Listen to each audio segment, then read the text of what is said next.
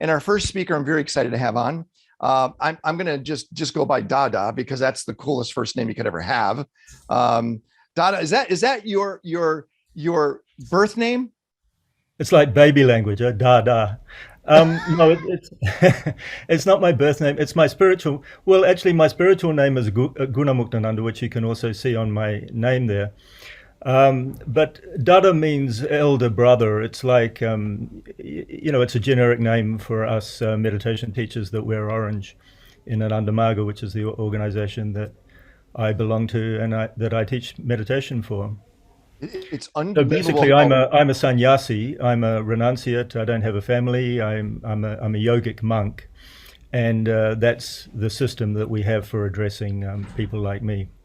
Well, Dada, it's great to have you here. It's unbelievable Great to how be here. meditation is just exploded because even the corporate space now says meditation is necessary to produce great culture. Right, absolutely. Well, this has been known for thousands of years, and it's been part of, for example, if we take even the Semitic religions. I mean, it's been an integral part of the Eastern religions, but even the Semitic religions, it's been a part of Christianity and Judaism and even Islam for thousands of years. It's just been covered up by all the other stuff. For example, I believe that Jesus was actually a yogi that lived in India for some time and studied meditation. Wow. So When we it's been around for a while, but it's good to see that it's experiencing a comeback now, because that's the business that I'm in. it's a good business. When we talk about meditation across the board, the main focus of meditation is to get to what state? To attain what we call self-realization. You can also say enlightenment in the Buddhist tradition. We say self-realization. It's a state of realizing yourself as one with the cosmic self, transcending your own sense of being beyond your individual sense of being, and attaining the cosmic sense of being, the sense that you are one with the universe, you are one with the universal consciousness within which all the consciousness of all beings exists in. So the philosophy, the yogic philosophy, says that this entire universe is an expression of consciousness, and each and every being, each and every person in the universe, their own being is a part of that cosmic being, not only a part of, but one with, like a wave is not only a part of the sea, a wave is one with the sea. A wave has its own individual existence, individual identity, but it's also, if you go a bit deeper, it's also one with the sea. So that's the analogy that I always use to explain the concept that we are one with the universal consciousness. We just have to realize it, and it's the process of self-realization that we go through in meditation. Let me go to our So first we question look from. within, we look, so meditation is the process of looking within yourself, connecting with your inner self, and gradually through that regular connection with your inner self, identifying more and more with your inner, with your deeper sense of self, with your expanded sense of self, and ultimately with the infinite self, with the infinite, realizing your own consciousness as the infinite consciousness of the universe. Steve Stouffer, go for it.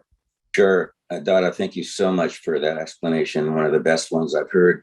I just wanted to kind of tie back to the previous conversation about health. One of the things we didn't discuss is the effect of stress on health. A very important aspect of being healthy is to have a way to relieve stress, whether it's through brotherhood or through meditation or both. And I just wanted to say I appreciate the explanation. It was really beautiful. Thank you. Thanks. Yes, stress is another, stress relief is another benefit, side effect of meditation. I say that, in meditation we say that there are no negative side effects of meditation. There are negative side effects of medication, but not meditation. So there are many positive side effects, gracias. Yeah, there are many positive side effects, and stress relief is one of them. You go to Mark. And also related to what you guys were talking about before, also we say in yoga, the yoga lifestyle, that food is very important. You know, you were talking about food in relation to diabetes. We regard food as being important not only for the health of the planet, for the world economy, for the environment, and for the health of animals as well, because in general animals don't like it if you eat them. So not only for the health of the animals and the planet, but also for your physical health and also for your mental health. So in yoga, we recognize that food has an effect not only on the physical health, but also the mental health. It affects the way you feel. It affects the way you think. There are certain foods that you can eat, for example, that give clarity of mind. What would that be? Give us an example. All sentient food in yoga. So, you know, fruits and vegetables and nuts and seeds and grains and things like that.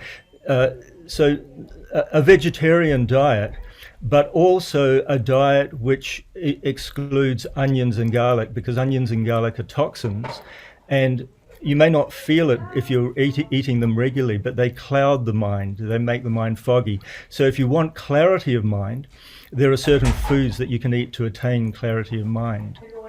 Wow. Let me go to Mark Wendt. Mark, go ahead. Dada, thank you for the opportunity to speak. I wish to ask you about the relationship between breath, prana, and the polyvagal nervous system. Can you speak a little bit about that? Well, the breath also has a very big effect on the mind, of course, and the more we can control our breath, the more relaxed we will feel. The more it has a direct effect on the vagus system, as you referred to. So breath is another thing. There are many aspects of the yogic lifestyle, and you don't have to be a yogi, but you don't have to be really into it and practice it intensely. But the more that you can practice these different aspects, the better it will be for your own health and for your own sense of well-being. So breathing is also very important. You know, if you're breathing, you know very well that if you're out of breath, you can't think properly, you can't concentrate, you can't focus. But if your breathing is very calm and relaxed, and if you can cultivate a more calm and relaxed and deep diaphragmatic way of breathing, then that will also have a positive effect on the mind. All right. Siva, go ahead. Hey, your description of meditation, that all this purpose is ultimately attain that self-realization. I'm curious, once someone has attained that, experienced it, is meditation still useful for them? Should they keep doing it? I'm sorry, you've got a lot of echo. You have a real huge echo going on. Huge echo on your background. We want to hear what you said. Let's try it again. How about now? No, it's still pretty bad. Try to fix that echo, and I'll unmute you in a moment. Yeah, come back. All right. Hey, whatever got you into this type of profession? Because I believe you started off in the medical space, didn't you? Yeah, I was at medical school. It feels like another lifetime now. I don't really feel like the same person. That was about 35 years ago. I was in medical school, and I didn't really go into it for the right reasons. I didn't really know what I wanted to do, so I just thought, okay, I'll do this, and I happened to get in, and then. But then I realized that it wasn't for me, and I dropped out. And then I embarked on a spiritual search. I became a spiritual seeker. I was looking for something deeper in life. I was looking for a deeper meaning in life. So I started reading, different books and things like that. And then I got onto books about meditation and spirituality and spiritual practice. And then I found my path.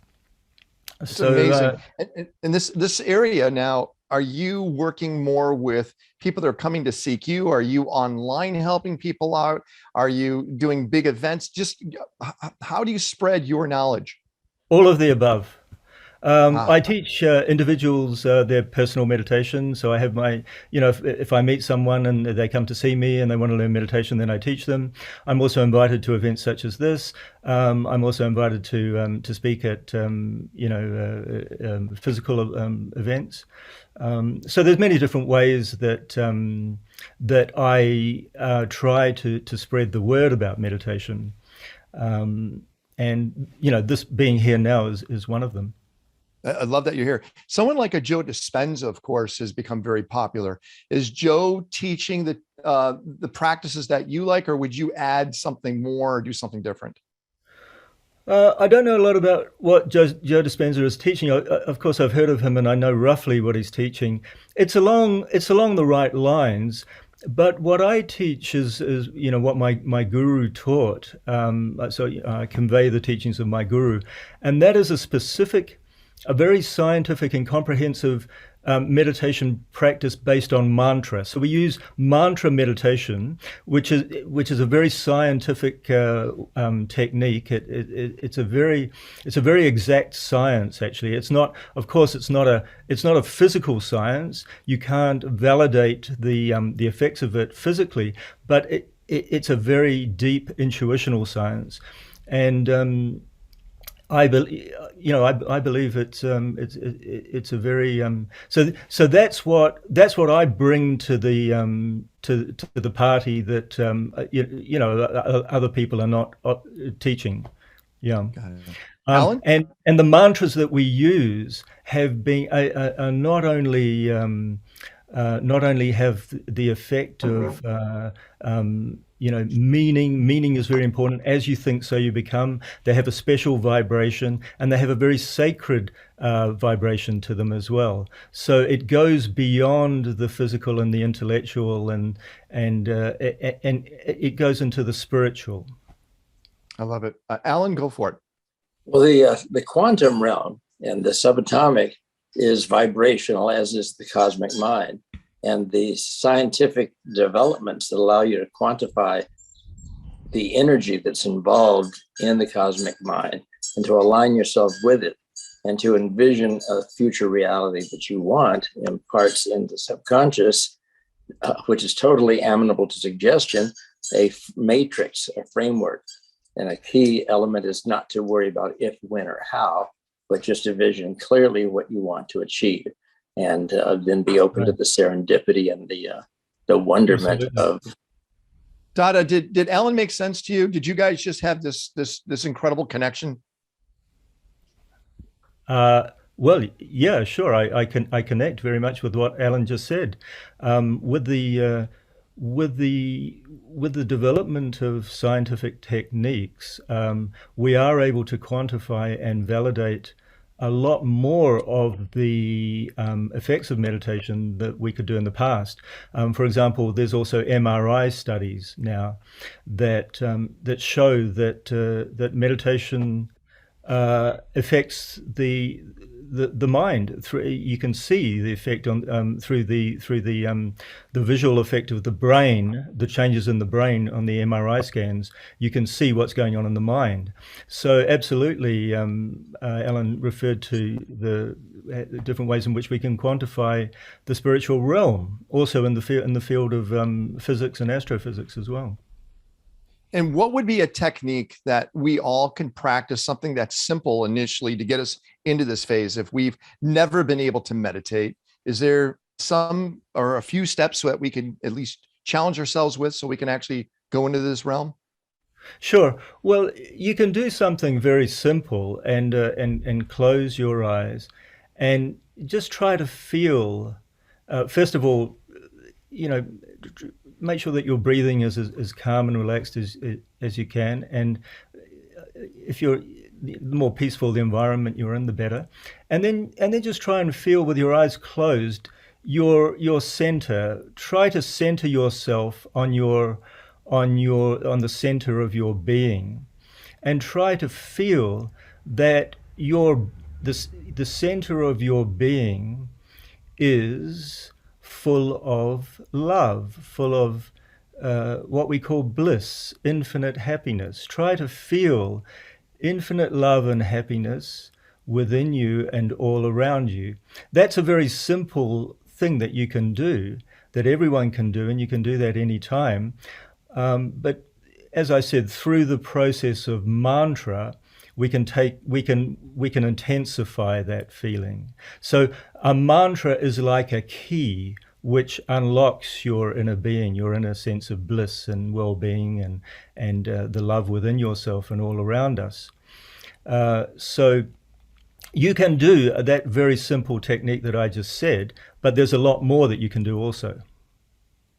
As you've gone through this process, and you said for the last 35 years, this is where your focus has been. The way you've seen time, space, and consciousness changed over the last 35 years? Oh, absolutely. Consciousness has come to the fore for me. And space and time, I now understand more and more, the more I practice, are relative factors. Space and time are only the creations of the mind. In fact, if we went beyond the mind, time itself ceases to exist. If you can, for example, and the yogis of the past experienced this, if you can identify yourself fully with cosmic being, with the cosmic mind, as Alan referred to before, you will have knowledge of past, present, and future. Because essentially there is no past, present, and future. There is only the knowledge of the cosmic mind. So if you can identify your own mind with the cosmic mind, you'll have all the knowledge in the universe. So what happens when you practice meditation is consciousness, or the feeling of universal consciousness, the feeling of universal oneness, comes more and more to the fore in your own sense of being.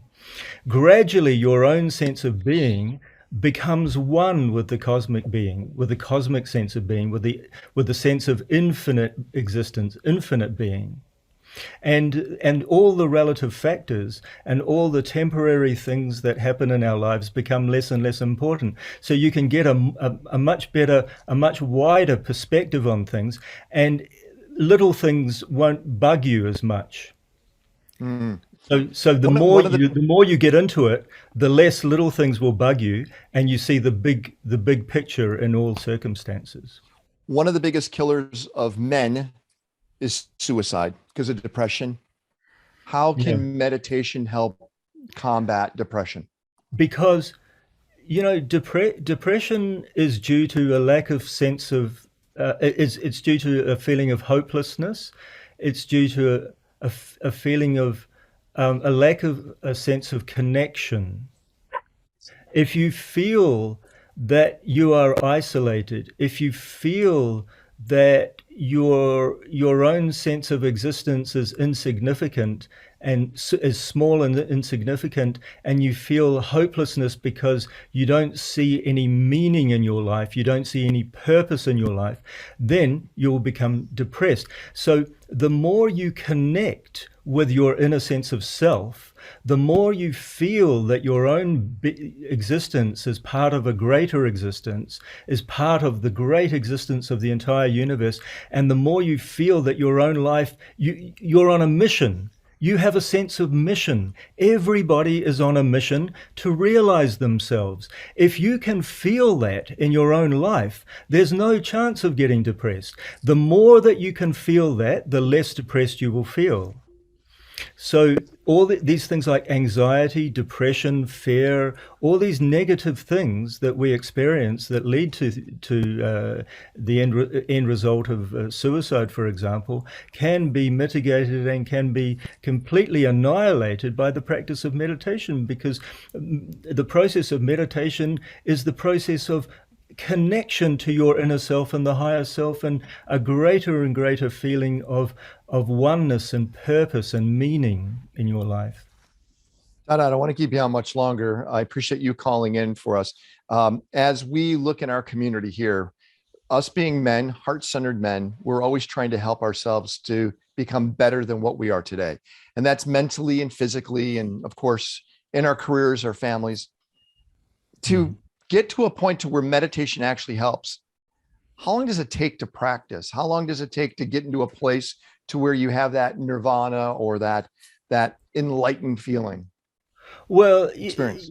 nirvana or enlightenment is a lifetime's work, and you may not get there in one lifetime either. It might take more than one lifetime, but I don't want to go into that now because that's getting into the concept of more than one life.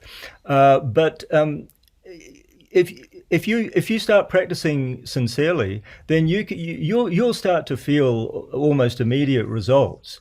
It's a work in progress. It's a lifetime's work, but suffice to say, the more you practice it, the better you will feel. And the moment you start practicing, you should start to feel results. And the more you practice, the more you will feel the results. I love it. Dada, if people want to find you and you can teach them or coach them, how do they find you? So you can go to my website, consciousfrontier.org. So that's consciousfrontier, one word, .org. You can also go to anandamarga.org, ANANDAMARGA.org. And either through my website, you can get in touch with me directly, or you can also go to the anandamarga.org website from my website. And there on that website, there's a Learn Meditation button, and there's a kind of an introductory course that will give you a very simple technique of meditation, a bit more involved than what I gave just now, using a mantra, introducing a mantra. And you can also find me on Facebook and things like that. I love it. I like how social media allows you to connect with so many people. I want to ask you a question that has nothing to do with any of that conversation. I want to know about what you wear and the symbolism behind what you have, your headpiece. And also I see a lot of yogis, of course, with a lot of facial hair. Just curious. Yeah, well, you don't have to, there are two lifestyles in yoga. There's the renunciate, the sannyasi, monk, becoming a monk, or for ladies, a nun. And, that's not many people would follow that path, but you don't have to follow that path. You can be just a normal person with a family and a job, and wearing normal clothes. So, but the symbolism of the clothes that I wear, being a sannyasi, being a renunciate, being a yogic monk, is that I've given up my own family for the wider family, the universal family. I consider the entire humanity as my family, everyone, my brothers and sisters.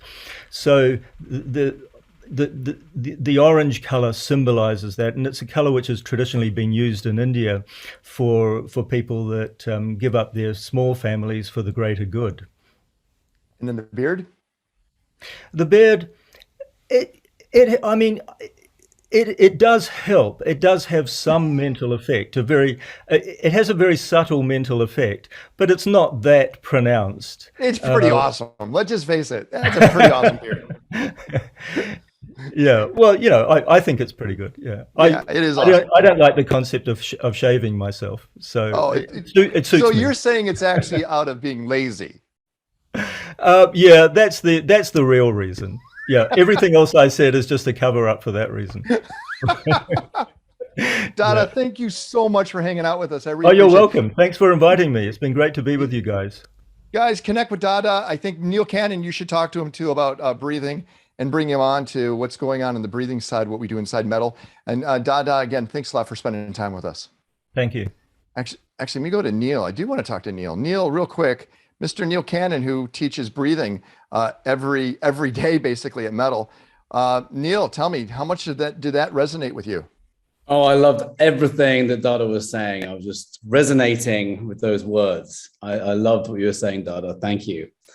Yeah, we do breath work every morning, Wim Hof style breathing, which is not that slow, to be honest, but we're still oxygenating our lungs. We're changing our brain state. We're getting oxygen into every cell in our body. And we actually follow it with a heart and brain coherence meditation, just a short one because of time. And on Wednesdays, we do meditations. But the heart and brain coherence, you talked at the beginning about imagining love and being surrounded by love. We do that by getting connected with our hearts and breathing into our hearts after the breath work. Oh, that's great. I love that. Thank you, Neil. I want to actually go to where is Gary Meyer? I got to go to Gary. Gary's always the cynic. That's just him. Gary, you listen to this. I know you live in your brain, in your head all the time. Have you ever tried meditation? No, but excuse me, talking to more people that are into TM, and I don't know if it's a factor of the last 2 years or when you get older, you're looking for different answers. But this meditation situation has more appeal to me, and I think a lot of people, considering that our whole life can be taken away in an instant, as we witnessed 2 years ago.